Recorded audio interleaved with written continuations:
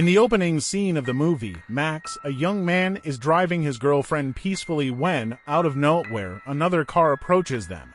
Max swerves and their car crashes, severely injuring both Max and his girlfriend, who sadly dies in the accident. Max survives, but he struggles emotionally over his girlfriend's death, which leads him to seek psychological treatment. Meanwhile, Max's father reopens their department store, and one night, a security guard checks an antique mirror inside the store. As he looks at his mirror, it moves on its own volitional initiative. His reflection picks up the broken glasses on the floor and drops the flashlight. The mirror then begins to chew on the shattered glasses, seriously bleeding its mouth. The guard's true self is surprisingly suffering from the wounds done by the reflection. The guard's reflection keeps consuming the glasses, causing significant bleeding from his mouth and throat. The security guard leaves his job the next day, leading some to speculate that he cut himself. Max is called by his father to take the place of the outgoing security guard. The police had been watching them, his father informs him, ever since Eleanor, the store's new hire, vanished. The store's opening is delayed as a result, and his father wants to prevent more delays. Therefore, the father is forced to appoint Max as a stand-in. When he arrives to the department shop, his father introduces him to the vice president, chief beer, and manager of the store. Upon starting his work, Max witnesses Eleanor's ghost yelling in the mirror. He tells his psychiatrist about it right away, assuming it's a sign of a mental health issue. The doctor reminds him to take his medication and reassures him that it is simply a coping mechanism. She goes on to say that it's an indication that Max is starting to let go of his unjustified guilt over the terrible catastrophe. The head store beer returns to her house that evening. Unaware that she is engaged in a phone conversation, she is staring at herself in the mirror. She gets off the phone and rests and takes a hot bath to wash her soiled body. Max views the computer's security camera files while he's in the department shop. He views a video that the previous security guard had preserved from the women's restroom. The store manager converses with him as he rifles through the security data. He gets up from the computer and goes downstairs to perform a quick round of the shop. He is looking into the antique mirror when he notices the bear's nude head reflected in it. The head bear holds her head and looks at Max in the reflection. She carefully pulls her chicken head until it separates from her body and beheads herself in a matter of moments. At the head bear's house, she looks in the mirror at nearly the same moment as her reflection starts to move on its own. She trips over her own reflection, startled by its unexpected movement, and falls to the ground. The glass door to the restroom fractures as a result of the impact. The piece of glass that is still in the ceiling falls on her head as she tries to stand. She is thereafter instantly killed as the glass slashes off her chicken head. The detectives learn of the head bear's passing the next day. They're starting to see a trend that has to do with Max's father's department store. Max informs his psychiatrist about the vision he experienced last night over the phone in the interim. He queries her as to why mirrors figure in his dreams.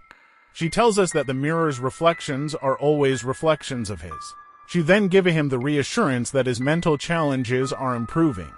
Returning to the department shop, he notices a handprint in a glass door's reflection. He looks around, but nobody is in the space. When he looks again, he's shocked to see Eleanor's spirit there. When the vice president of the business shows up, he informs Max that the store bear passed away yesterday night. He is troubled since yesterday night he also noticed the store beer in the mirror. Max is working his usual rounds in the department store that evening. He looks in the mirror and sees the vice president of the store disemboweling himself. He runs to call the vice president, believing that he is the next to pass away. The vice president discovers his reflection is missing from the mirror at his house. As he surveys his home, he notices that his reflection in the mirror is grasping a knife. He is surprised to find that his reflection moves on its own. Then it slashes his ankles, stopping him from fleeing and making his ankle bleed profusely. His second ankle is then cut by the reflection.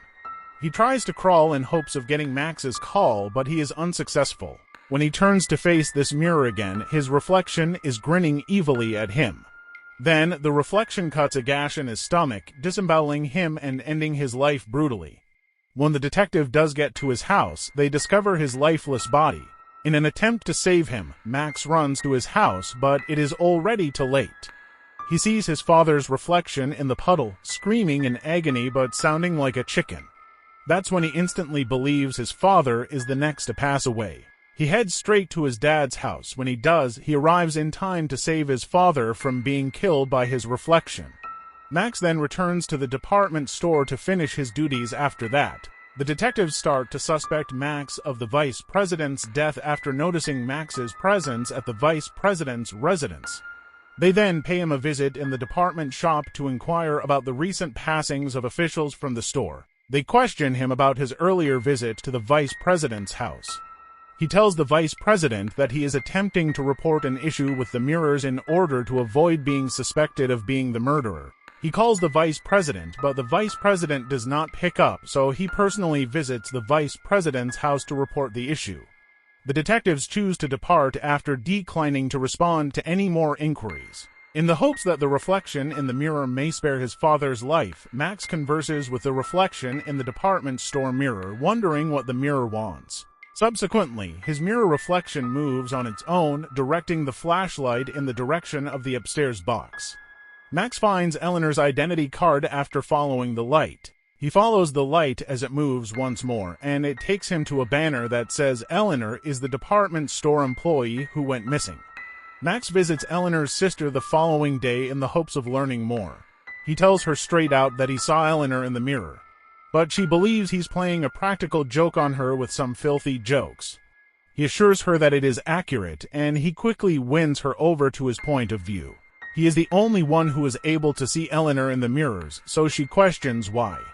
He then says that he has previously been on the verge of death in an automobile accident. It turns out that prior to the disaster, he had proposed to his fiancée. He thought he should have perished in the collision, but he somehow lived. He consequently thinks that the experience endowed him with the ability to speak with ghosts in the hereafter. At last, Eleanor's sister accepts his heartbreaking tale. He inquires as to whether she thinks her sister has passed away already. After answering truthfully that she believes Eleanor is already dead, she discloses that Eleanor was present at the department store opening celebration before to her disappearance. Max asks Eleanor's sister what day Eleanor vanished over the phone that evening. Upon reviewing the department's security camera records, he discovers that they have been erased. After looking through the security files again, he discovers that the previous security guard erased the camera data. The former security guard is shortly visited by Max and Eleanor's sister, who questions him about why he erased the camera footage. However, the broken glasses have badly wounded the former guard's mouth and throat, making it difficult for him to talk. He says the store manager gave him the order to remove the video footage. The store manager is threatening to fire him, so he feels compelled to do it. After more questioning, he takes them to the basement of a retail store. Max leaves the girl outside by herself as soon as he enters a little space in the basement. They have no idea that the store manager is watching them move. With a revolver in his hand, the store manager drags the girl down the basement and takes her captive. After using tape to secure her to a pole, he grabs Max's attention. After gaining her freedom, the girl informs Max that the store manager is armed. Then, in the cramped area, the store manager tries to shoot Max. However, Max ducks under the gunfire, maybe with the help of his bulletproof muscles. The store manager misses Max and instead focuses on Eleanor's sister, who is sprinting upstairs. He grabs hold of her right away to stop her from clucking for assistance. Max discovers Eleanor's lifeless body by mistake when he is hiding in the little area. The enigma surrounding Eleanor's disappearance is now clear. Eleanor is drugged by the vice president and head beer, it turns out, since they want Eleanor to be a simple target for the shop manager. They took this action in an attempt to tarnish her reputation. The manager started abusing her body after they allowed her to be sedated and put her in his car.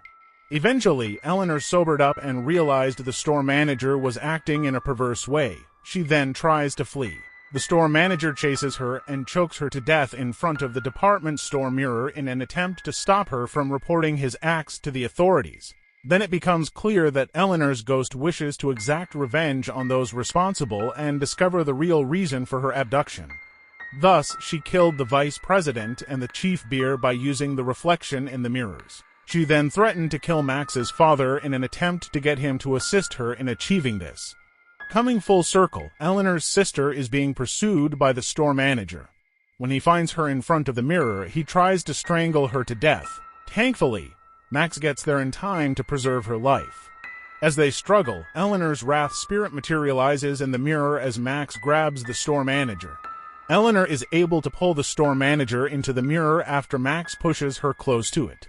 The store manager is seen screaming in agony, seemingly slaughtered by Eleanor's furious spirit. The former security guard turns himself into the investigators the next day.